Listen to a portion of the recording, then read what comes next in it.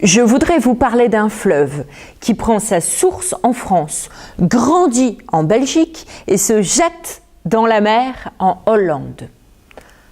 En réalité, ce texte est une déclaration d'amour adressée à la Meuse.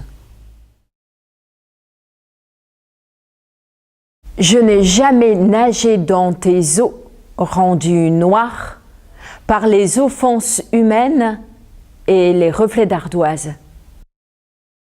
Mais j'aimerais marcher de ta source à la mer, connaître l'énigme de ton enfance, tes râles déjeuners, ventre clair, tes ormes, tes tritons.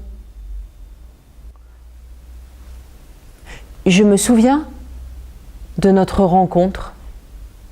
C'était un jour de canicule, un de ces jours ciel de plomb gris, avec sueur et moustiques accolés. C'était un vieux pont ferroviaire à l'écart de Givet.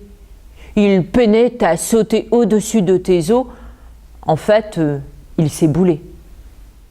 Nous avions nargué les panneaux « danger de mort » à l'entrée du pont, avions plié, traversé les barbelés. Il y avait du vent là-haut, le craquement du bois et la mousse qui s'effritait sous nos pas. La mort, un défi qu'on ne tente qu'à plusieurs, avec la sensation de la pure jeunesse. Au centre du pont, nous avions fumé, face au vide, avec la ville au loin et tes courbes à nos pieds, couleur de mauvais vin. Pour contrer le vertige, je regardais loin, Meuse, tes forêts. L'urine des réacteurs, chargée de détergents, de bore, de tritium, de sulfate, de carbone, glissait, chaude, vers la Belgique. Car c'est à Liège, Meuse, que pour moi, tu t'es faite vaste.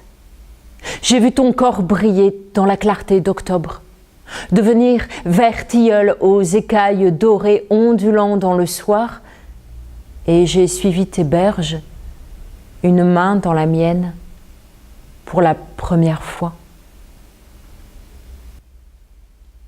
Au nord-ouest, en aval, des ponts courbes, des buildings géants t'envahissent l'espace.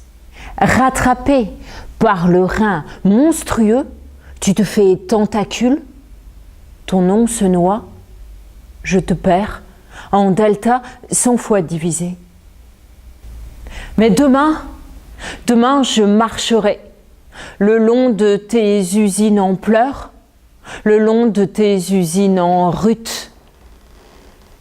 Tes péniches craquantes auront le goût de la nostalgie. Tu sais, Meuse, un peu comme ce charbon qui, malgré nous, hante nos mémoires